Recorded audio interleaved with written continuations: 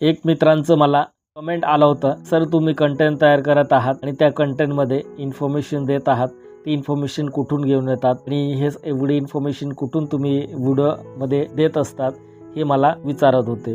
तर त्या मित्राला मी या व्हिडिओच्या माध्यमातून काही त्याचं सोल्युशन देणार आहे, त्याचं जे प्रश्न आहेत त्याचं उत्तर देणार आहे. तर मित्रा बघा, आपल्याला कंटेंट तयार करायचं आहे, यूट्यूबवरती कंटेंट तयार करायचं आहे, तर आपल्याला सर्व डिपार्टमेंटचं, आपण कोणत्या डिपार्टमेंटचं कंटेंट तयार करतोय त्या कंटेंटचं आपल्याला सर्व काही माहिती करून घ्यायचं असते, स्टडी करावं लागते. स्टडी केल्याशिवाय आपल्याला त्या ठिकाणी आपण कंटेंट तयार करू शकत नाही.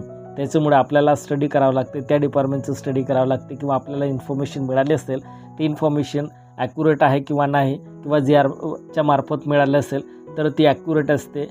तर आपल्याला या यूट्यूब प्लॅटफॉर्मवरती जे पण कंटेंट तयार करायचं असतं ते कंटेंट आपल्याला ॲक्युरेट माहिती घ्यायची असते. माहिती घेतल्यानंतर आपण कंटेंट तयार करू शकतो. मित्रांनो असं नाही की आपण डायरेक्ट उठून कॅमेरा ऑन केलं आणि व्हिडिओ शूटिंग करायला गेलं, असं नाही. आपल्याला डायरेक्ट हे कंटेंट तयार करता येत नाही. त्याच्यामुळे आधी आपल्याला ज्या फील्डमध्ये आपल्याला कंटेंट तयार करायचं त्या फील्डचं स्टडी करावं लागेल. आपल्याला त्या सराउंडिंगमध्ये काय चालू आहेत आणि वेळोवेळी अपडेट काय आहेत ते आपल्याला सर्व माहिती करून घ्यायचं असतं, किंवा आपल्याला न्यूजपेपर रीड करायचं असतं. सर्व काही आपल्याला माहिती गोळा करायची असते, नंतरच आपण कंटेंट तयार करायचं. मग तेवढी आपण माहिती लोकांपर्यंत पोचवत असतो. आणखी काही प्रश्न असतील तर नक्कीच कमेंट करा. कमेंट केल्यानंतर लगेच मी तुम्हाला 4 मिनिटाचं 5 मिनिटाचं तुम्हाला असं एक्सप्लेन करून देणार आहे.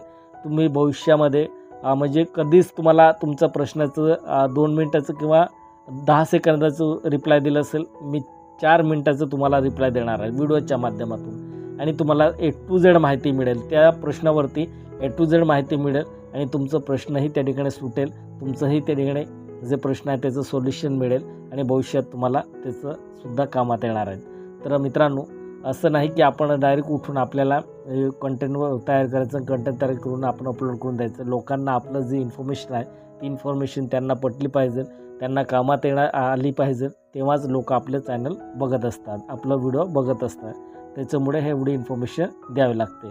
आता मी अनेक फॉर्मॅटचं कंटेंट तयार करत असतो, एकच फॉर्मॅट नाही माझ्याकडे. त्याच्यात माझं आहे एंटरटेनमेंट आहे, एज्युकेशन आहे, टेक्निकल आहे, असं अनेक कंटेंट आहे माझे. अनेक कंटेंट मी या यूट्यूब चॅनलवरती अपलोड करत असतो. आणि जे पण माझे सबस्क्रायबर आहे ते सबस्क्राईब कसे मला जॉईन झाले, तर बघा, त्यांना जे माझी इन्फॉर्मेशन आवडली असेल त्याच्यामुळे ते सबस्क्राईब केले होते. आणि जी इन्फॉर्मेशन मी देतो आहे, सध्याचं जी इन्फॉर्मेशन देतो आहे ती इन्फॉर्मेशनसुद्धा त्यांना आवडली आहे, त्याच्यामुळे ते माझे सबस्क्रायबर आहे. असे करून आपले सबस्क्रायबर त्या ठिकाणी येत असतात मित्रा. आणि असं नाही की आपलं एक गोष्ट लक्षात ठेवायचं, आपल्याला काम करायचं, काम केल्यानंतर आपण काय करतो, आपल्या मित्राचा मोबाईल घेतो, आपलं चॅनल असेल तर डायरेक्ट काय करतो, आपण सबस्क्राईब करून देत असतो. तर आपल्याला तो जो सबस्क्रायबर आहे तो सबस्क्रायबर आपला व्हिडिओ कधीच बघणार नाही. व्हिडिओ कोण बघणार आहे, अगदी मनापासून आपला व्हिडिओ बघून जर सबस्क्राईब केलं असेल तो व्यक्ती आपला सबस्क्रायबर आहे. जर आपण जबरदस्ती त्या ठिकाणी सबस्क्राईब करायला लावलं असेल, तो आपल्याला कधीच सबस्क्राईब करणार नाही, आपलं व्हिडिओ कधीच बघणार नाही. त्याच्यामुळे आपण कोणाला सबस्क्राईब करायला लावायचं नाही. आपण आपली इन्फॉर्मेशन लोकांपर्यंत पोचवायचं, लोकांपर्यंत पोचली इन्फॉर्मेशन आणि जर लोकांना चांगली वाटली इन्फॉर्मेशन तर लगेच ते आपल्या काय करतात, चॅनलला सबस्क्राईब करून घेतात आणि बेल आयकॉन प्रेस करून देतात. त्याच्यामुळे आपले सबस्क्राईब वाढतात. आता मोठमोठे यूट्यूबर आहेत, तर बघा, सौरभ जोशी तुम्ही ऐकलं असेल, यूट्यूबर आहे, 47 मिलियन्स आहे त्याचं सबस्क्रायबर. तो फक्त फॅमिलीचं व्हिडिओ तयार करत असतो, डेली रुटीनचं, डेली त्यांचं काम आहे तेच दाखवत असतो आणि व्हिडिओ अपलोड करतो, तरीसुद्धा 47 आहे. आणि मनोज देचं तुम्ही पाहिलं असेल, टेक्निकल त्यांचं चॅनल आहे. त्याच्यामुळे ते टेक्निकल विषयी कंटेंट तयार करत असतात, डेली कंटेंट अपलोड करत असतात आणि लोकांना आवडतं आणि त्या लोकांपासून काही शिकायला मिळतं.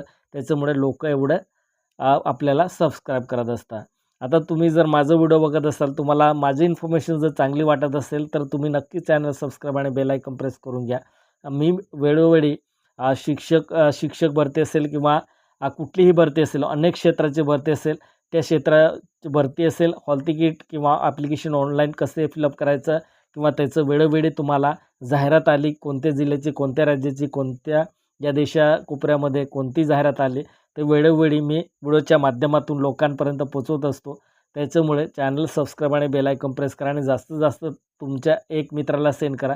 त्या मित्रालासुद्धा ती लिंक पुढे पाठवायला लावा.